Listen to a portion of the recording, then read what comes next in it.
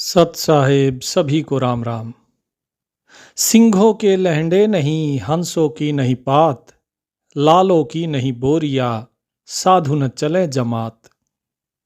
सतगुरु कबीर साहेब अपने इस दोहे के माध्यम से कहते हैं कि जो सिंह होता है, शेर होता है, वो कभी झुंड में नहीं आता। झुंड में तो गीदड़ आते हैं, शेर अकेला ही काफी होता है। और जो हंस होते हैं, हंसों की कतार नहीं चलती हैं, हंस तो इक्का दुक्का ही होते हैं।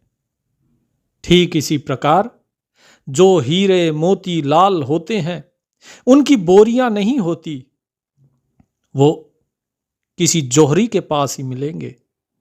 और इक्का दुक्का ही रत्न होते हैं, क्योंकि जो हीरा होता है बड़ा कीमती होता है। सब्जी मंडी में उसे जाकर अगर आप ढूंढना चाहो तो वहां नहीं वो मिलेगा।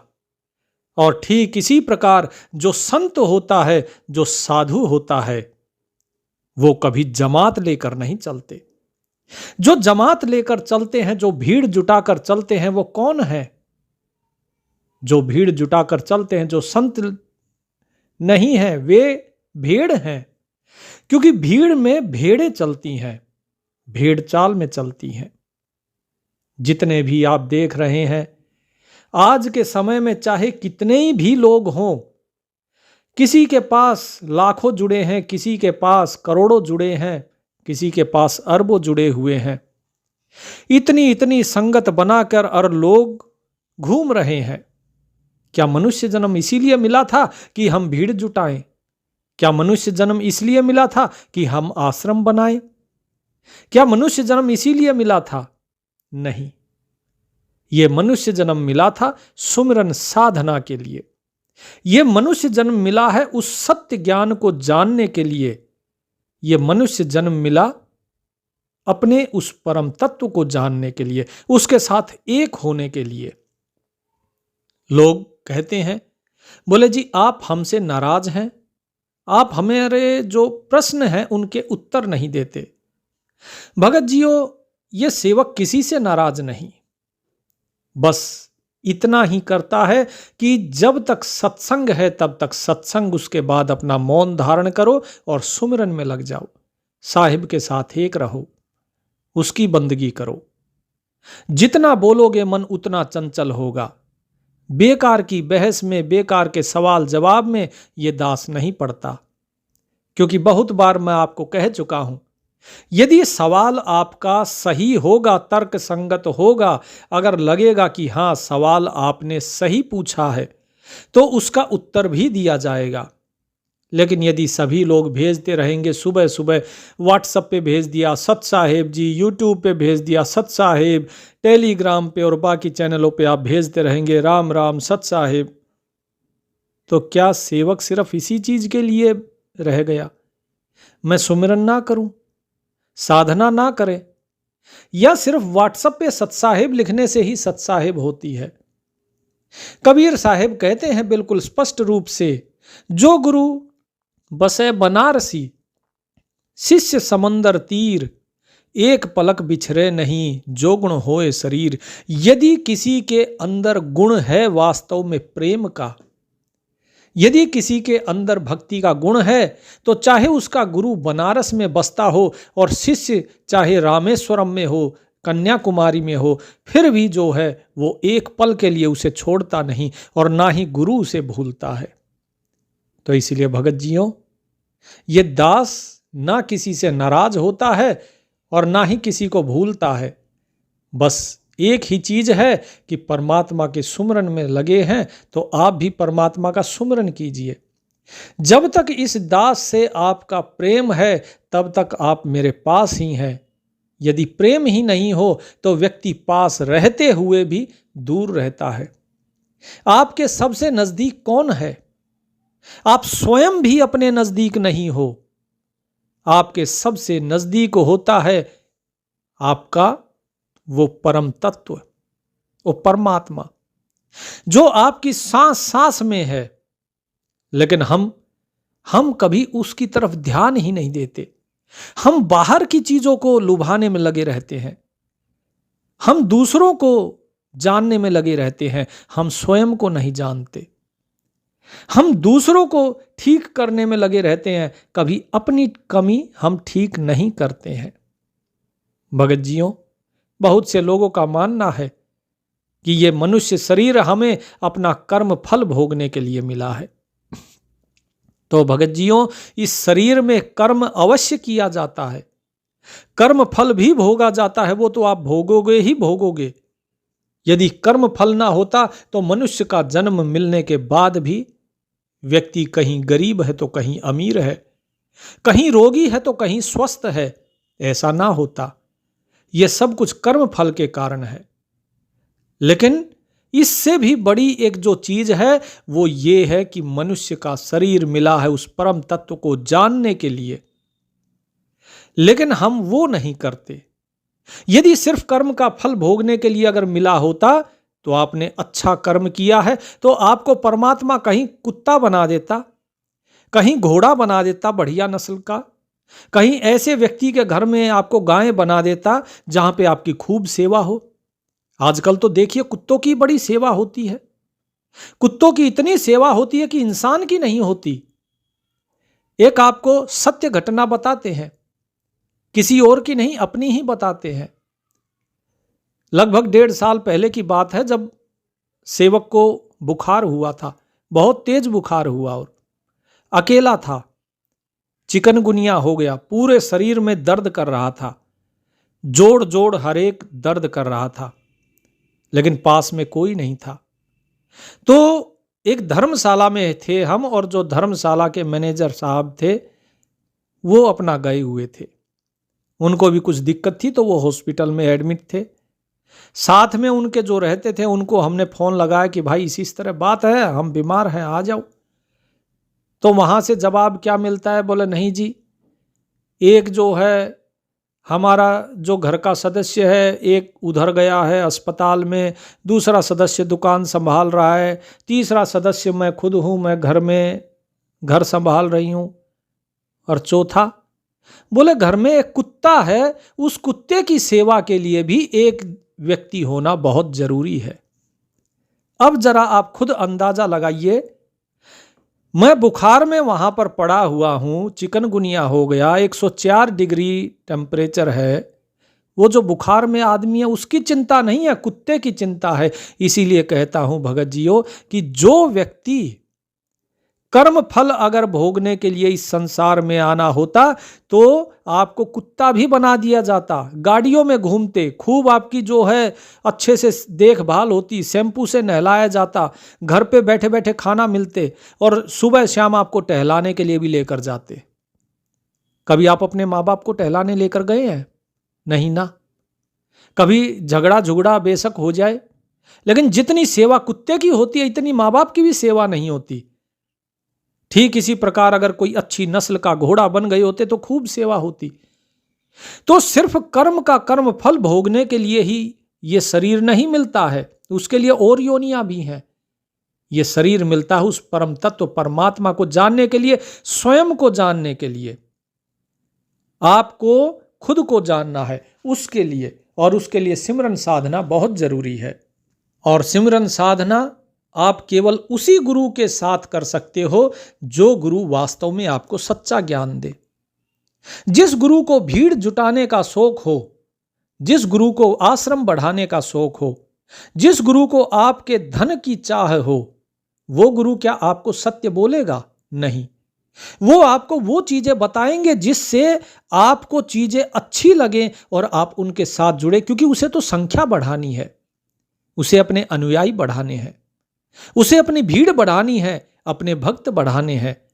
वो आपसे सत्य नहीं बोलेगा, क्योंकि यदि वो सत्य बोलेगा तो आपको जो ज्ञान है वो सच्चा मिलेगा, और यदि आपको सच्चा ज्ञान होगा तो आप स्वयं ब्रह्म ही हो जाएंगे।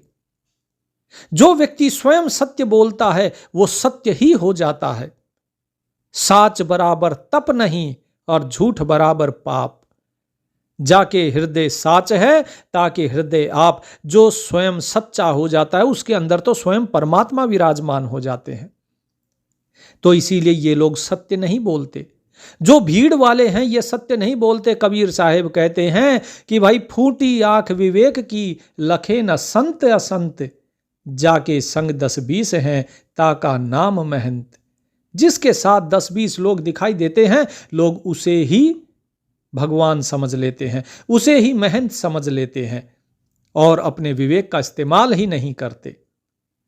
कुछ लोगों ने अभी प्रश्न किया कि जी 12 अप्रैल को रामपाल जी छूट कर आ गए जेल से, वो जमानत पर आए हैं और उन्होंने आने के बाद अपने अनुयायियों को कुछ स्पीच दी होगी, कुछ उन्होंने प्रवचन किया होगा। तो उन्होंने कहा कि जी ये छूट कर आ गए, ये इनकी लीला थी। माँ जी अच्छी बात है, कोई बात नहीं, सबके अंदर परमात्मा है तो हम किसकी बुराई करें, हमारे लिए तो सभी अच्छे हैं।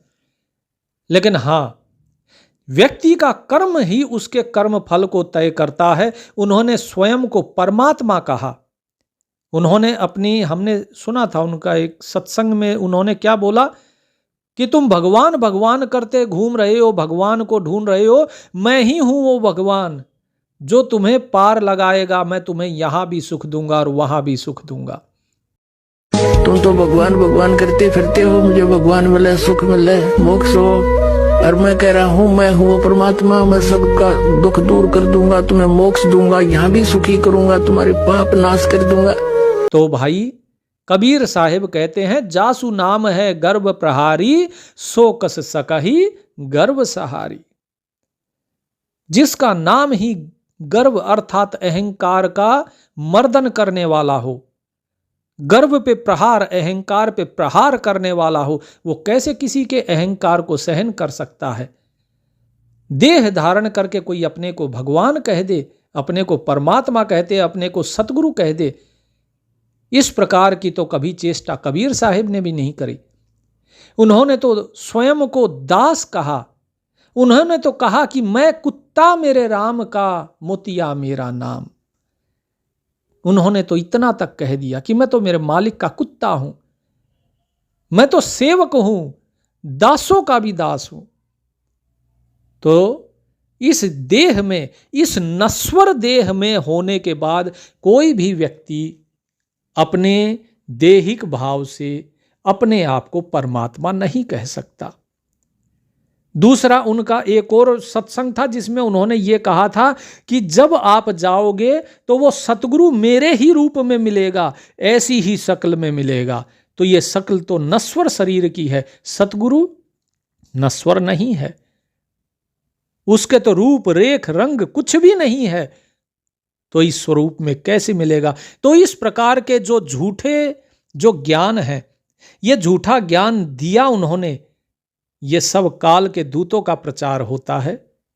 कभी भी संत ऐसी बात नहीं कहते हैं, वो कभी अहम की बात कहते ही नहीं है।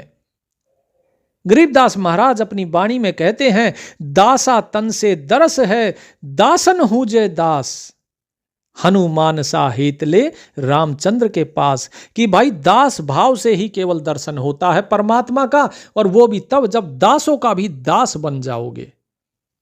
अब बताइए, तो मैंने उन भगत जी से यही कहा कि भाई देखो, उन्होंने इस प्रकार की अहंकार की बातें करी थी, इसलिए वो जेल गए। बाकी जो उन्होंने 6 हत्याएं करवाई, गोलियां चलवाई, अभी उन्होंने आने के बाद क्या कहा कि ये दास, अब वो अपने आप को दास कहने लगे हैं। ठीक है, कि ये दास जो है किसी के मारे से नहीं मरेगा, इंसान के मारे से तो नहीं मरेगा, भगवान जब चाहेगा तभी मरेगा। तो इसमें कोई बड़ी बात नहीं है, हर व्यक्ति, भगवान ही तय करते हैं कि कब मरेगा। इंसान तो किसी को मार ही नहीं सकता। इंसान क्या कर सकता है? इंसान अपने पसीने को नहीं रोक सकता, अपनी भूख को नहीं रोक सकता, अपनी प्यास को नहीं रोक सकता। जब इंसान स्वयं के ऊपर नियंत्रण नहीं रख सकता है, अपने मन, अपनी इंद्रियां, अपनी बुद्धि, अपने विचार, जब इन्हें नहीं रोक सकता, तो दूसरे को कैसे रोक सकता है? दूसरे को कैसे मार सकता है या जीवन दे सकता है? यह सब कुछ केवल और केवल परमात्मा के हाथ में है।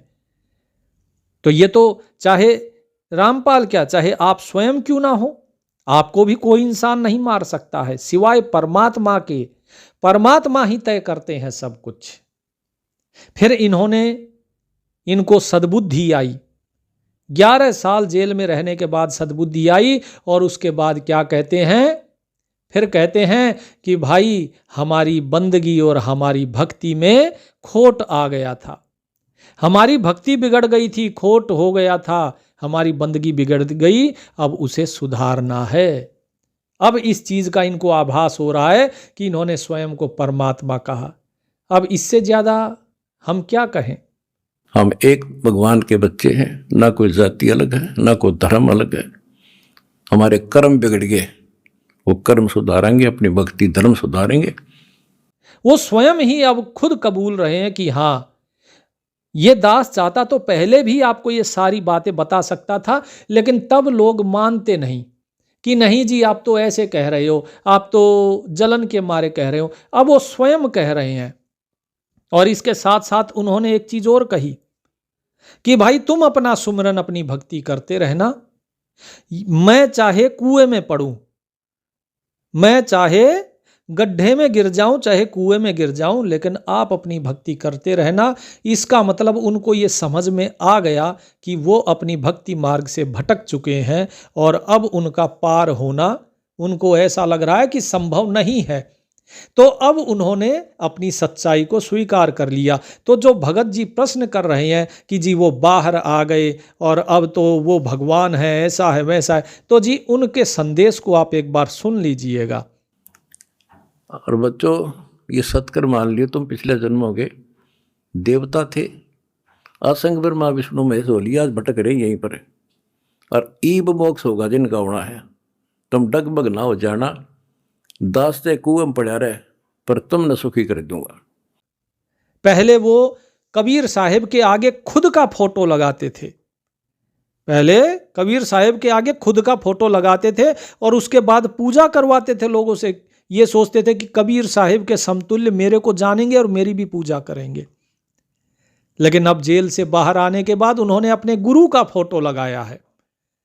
चलो कम से कम ये भी सद्बुद्धि आई कि कबीर साहिब के आगे उनके गुरु का फोटो लगाया, उन्होंने अपना नहीं लगवाया। जीते जी अपनी मूर्ति को कौन पुजवाता है भाई। खैर कोई बात नहीं, ये समय समय की बात है, क्योंकि यदि अंधेरा नहीं होगा तो उजाले का क्या महत्व रहेगा। उजाले का महत्व ही अंधेरे से है, अच्छाई का महत्व ही बुराई से है, क्योंकि देवताओं का महत्व तभी तो है जब असुर होंगे। श्री राम को कौन भगवान कहता अगर रावण नहीं होता तो इसीलिए भगत जियों, मैं आप लोगों से सिर्फ यही कहता हूं कि जो गलती रामपाल जी ने करी है, स्वयं को इतना बड़ा जानने की, खुद को भगवान कहने की, ऐसी गलती कोई भी ना करे, कोई भी।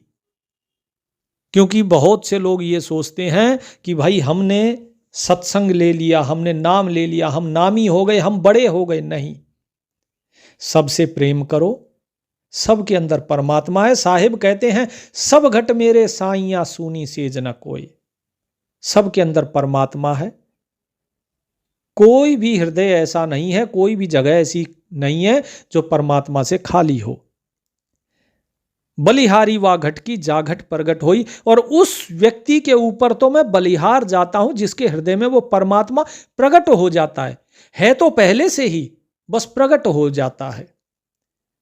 तो साहिब इस वाणी को बार बार कहते हैं, मन मथुरा दिल द्वारा नगरी काया काशी खेत। ये सारी चीजें बता रखी हैं।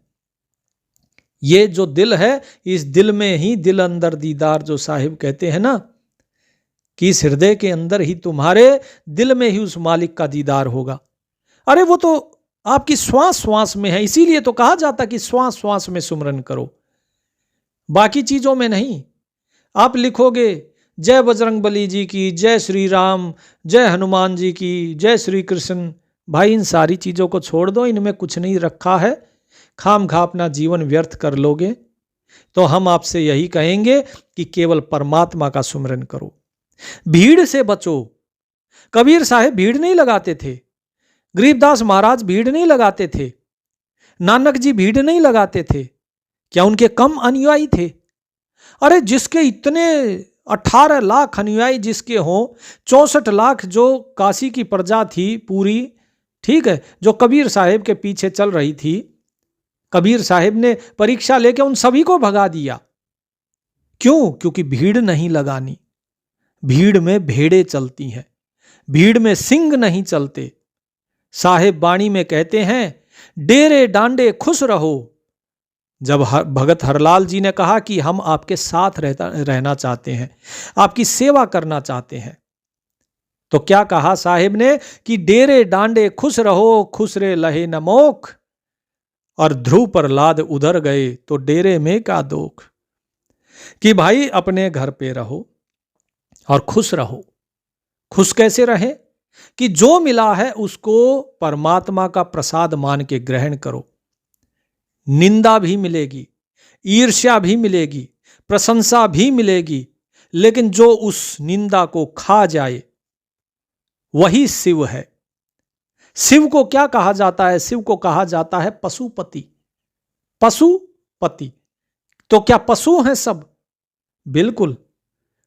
मनुष्य भी एक सामाजिक पशु है।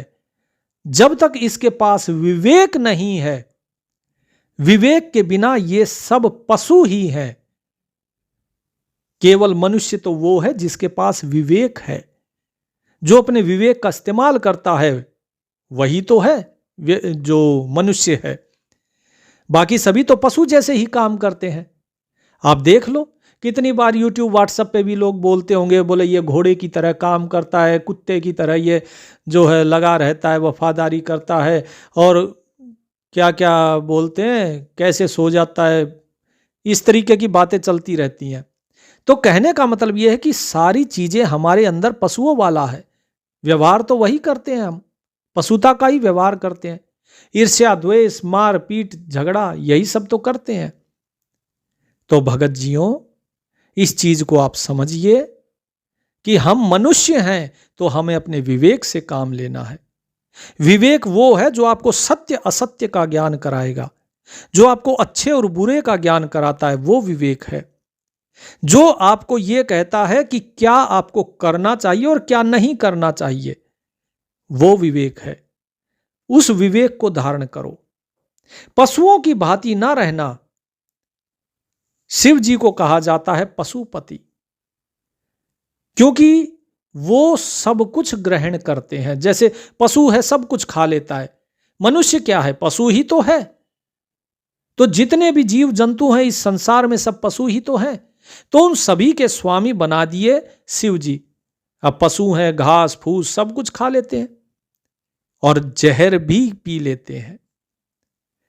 भाई पशुपति है ना, तो जहर मिलेगा, जहर भी पी लिया, इसीलिए तो। लेकिन शिव जी ने विष तो पिया, लेकिन उसे अपने गले में ही धारण कर लिया। तो ये विष क्या है? इस भेद को समझो। विष निकलता है, अगर ये विष अंदर चला जाएगा तो सब कुछ जला देगा।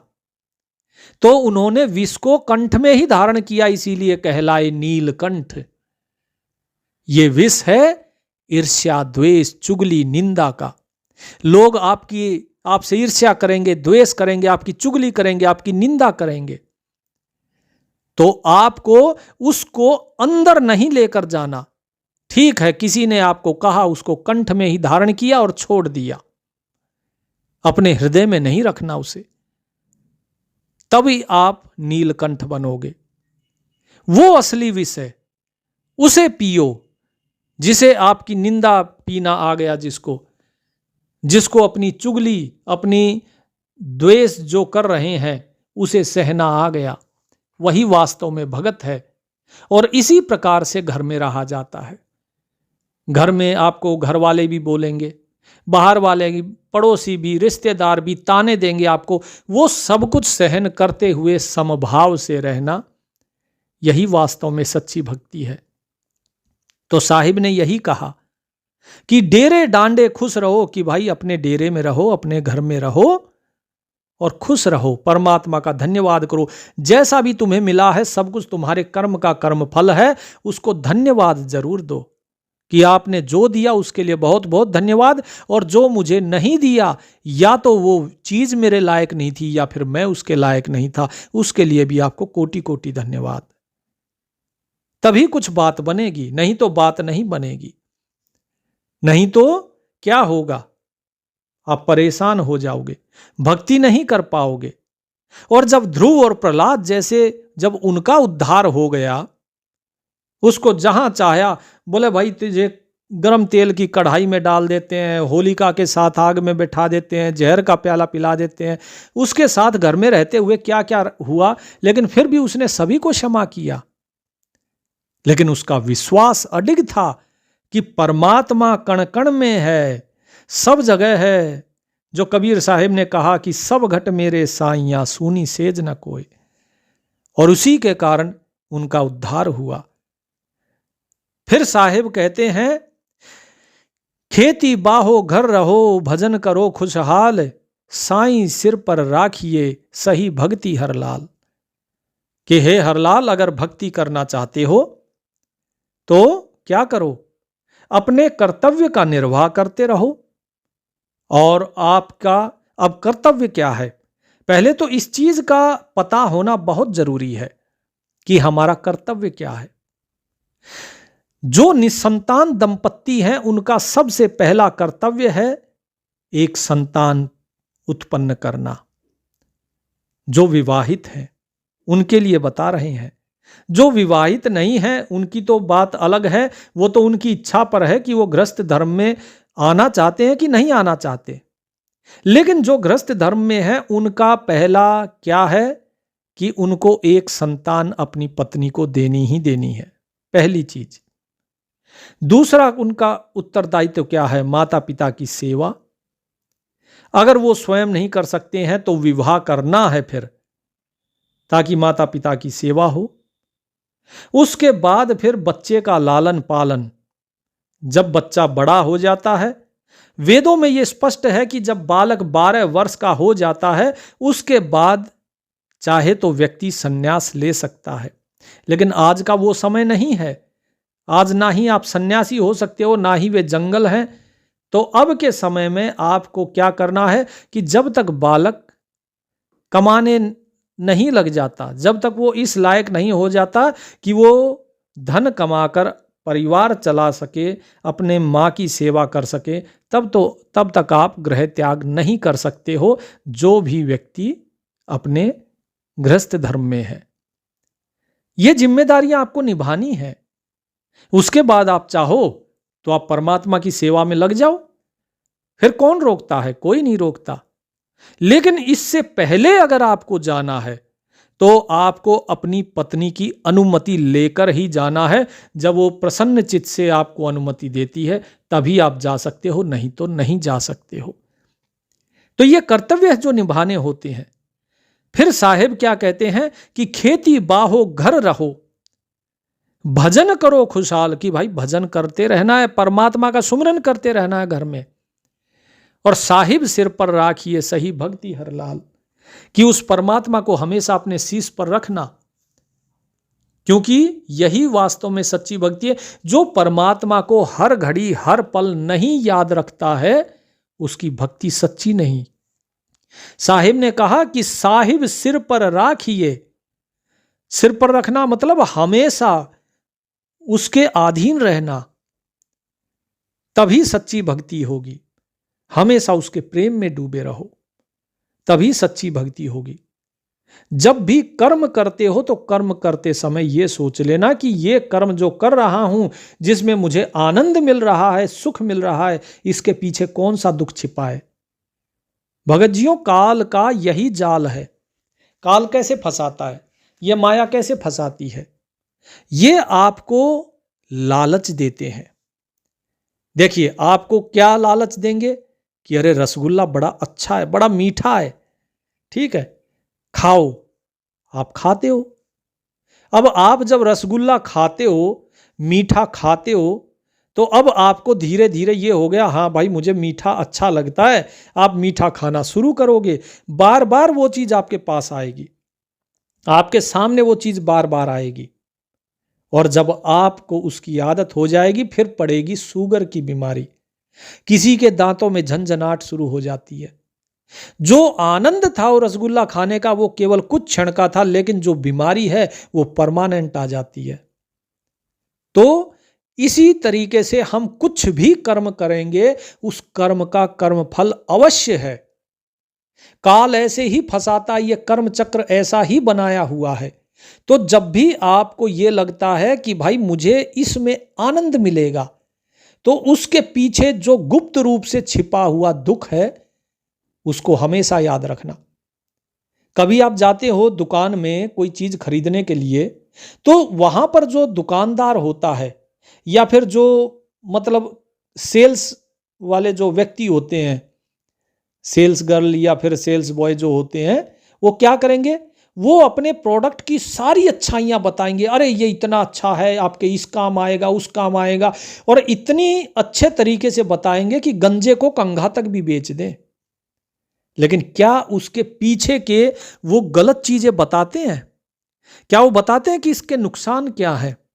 आपको कहा जाता है जी आरओ का पानी पीजिए, आरओ का पानी पीजिए, शुद्ध पानी।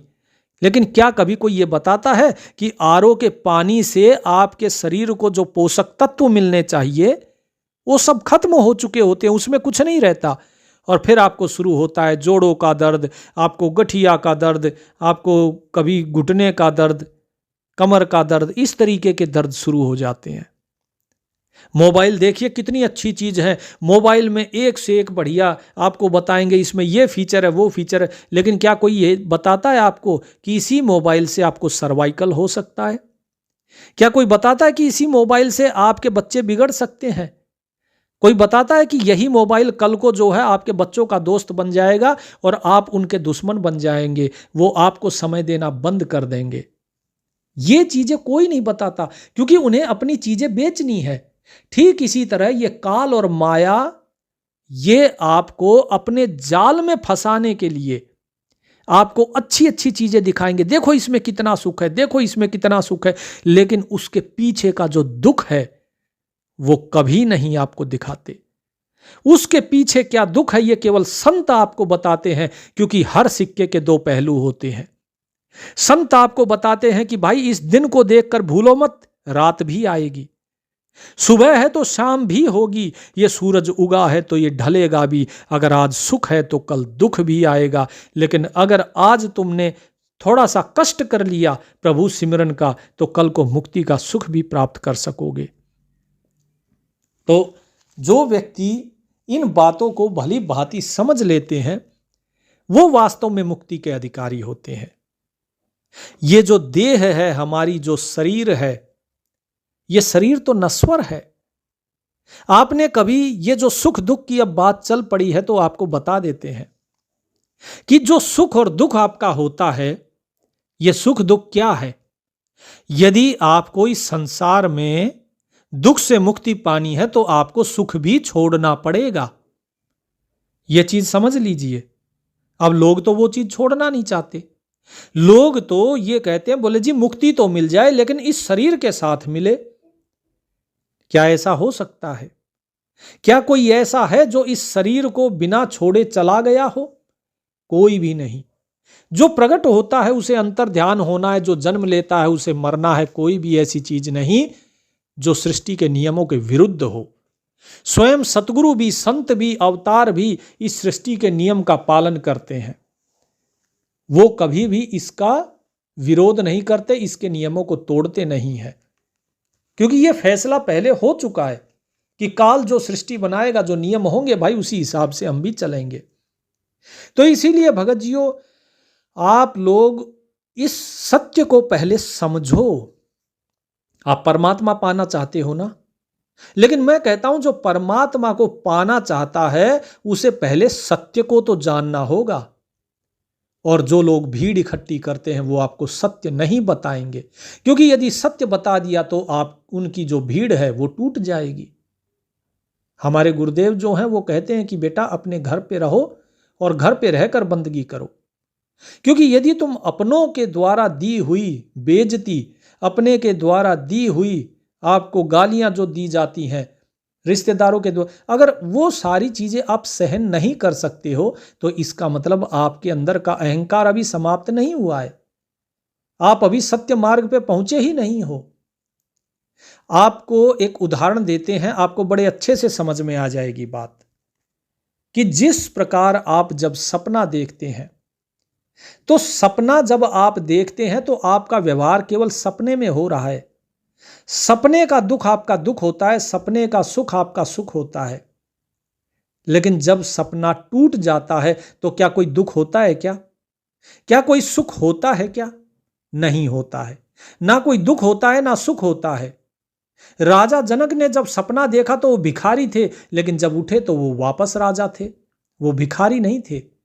लेकिन जब तक हम उस देह को जानते हैं, जब तक हम उस शरीर वाली देह को जानते हैं, तब तक हम केवल उसी का ही जो सुख और दुख है उसे अनुभव करते हैं।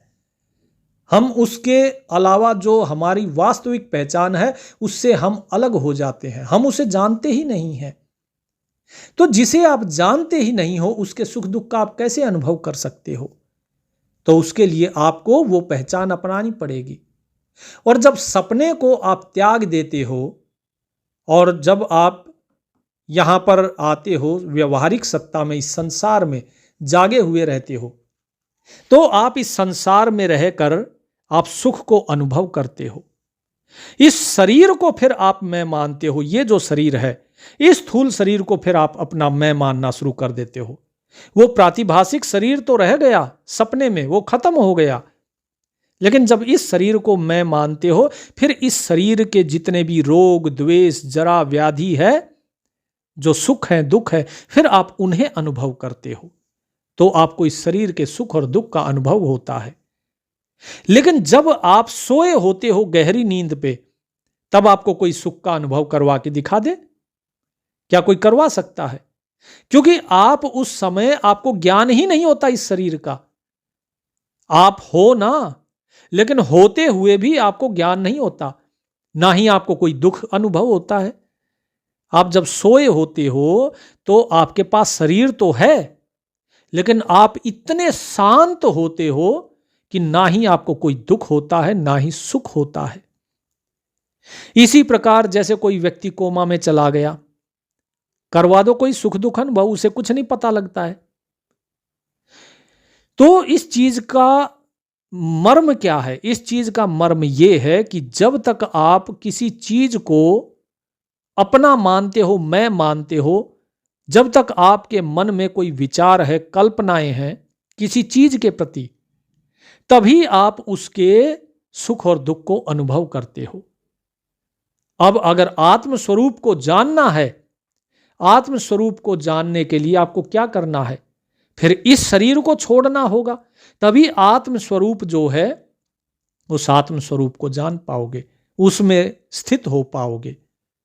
तो जब तक आप आत्मा में नहीं बल्कि सपने में होते हो, तब तक आप सपने को मैं मानते हो। जब आप इस शरीर को देखते हो तो इसे मैं मानते हो। लेकिन जब आप बेहोश हो जाते हो या फिर आप सो जाते हो तो आप किसी भी शरीर को अपना नहीं मानते।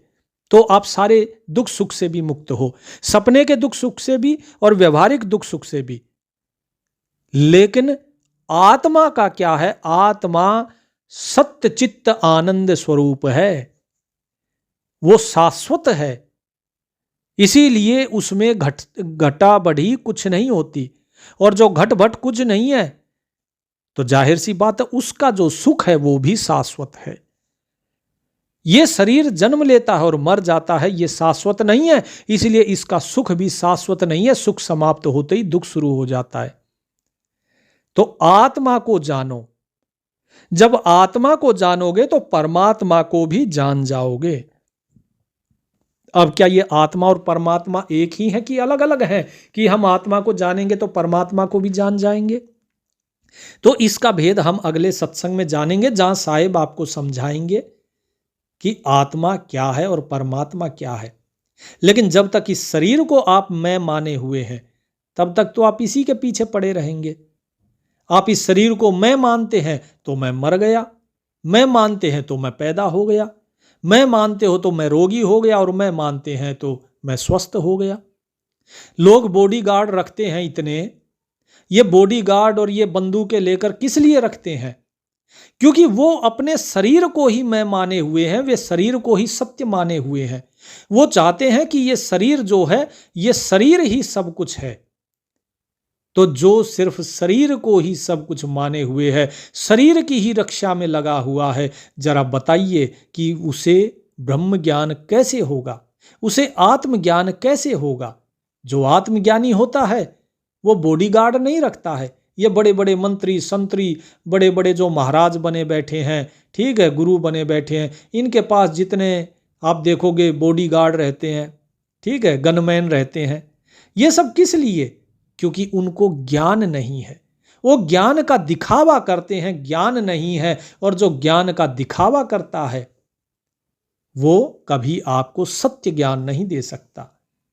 तो अब आप स्वयं ही इस चीज को समझ लीजिए कि सही क्या है, गलत क्या है। और इस दास के साथ जब तक आपका प्रेम नहीं होगा तब तक भगत जी वो बात नहीं बनेगी।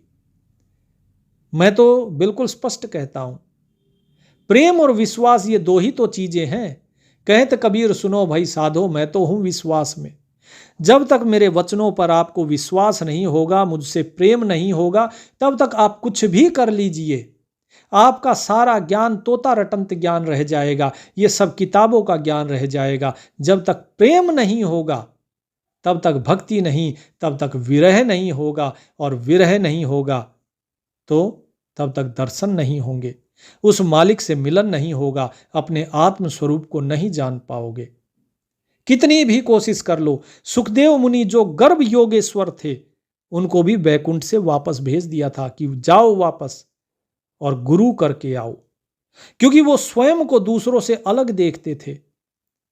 जब तक आप प्रेम नहीं करोगे, गुरु से प्रेम नहीं करोगे, इस सेवक से प्रेम नहीं करोगे, तब तक आप दूसरों में और अपने में भेद देखते ही रहोगे, तब तक दूसरों की कमियां दिखती ही रहेंगी। इसीलिए भगत जियों, प्रेम करना सीखिए और जो जीवन का सही मर्म है उस मर्म को पहचानिए। जो आपको ओम मंत्र दिया है, इस ओम को जानो पहले। अभी आप सिर्फ मैं को जान रहे हो, अहम को। अभी आप किसको जान रहे हो? अहम को। अहम के बाद फिर ये आपको बताते हैं आज एक भेद कि ये अहम क्या है। अहम अर्थात मैं। जब हमारे अंदर ये होता है ना कि हाँ मैं हूं, मेरा भी अस्तित्व है, तो होता है अहम। लेकिन जब अहम होता है तो फिर ये परेशान हो जाता है, ये देखता है अरे मेरे हिसाब से तो कुछ हो ही नहीं रहा, मैं कुछ भी नहीं कर पा रहा हूं, मैं कौन हूं। कभी सपना देखता है, कभी ये शरीर में आ जाता है, कभी ये इन दोनों से परे हो जाता है। तो फिर इसके अंदर प्रश्न उठता है को अहम, कि कौन हूं मैं।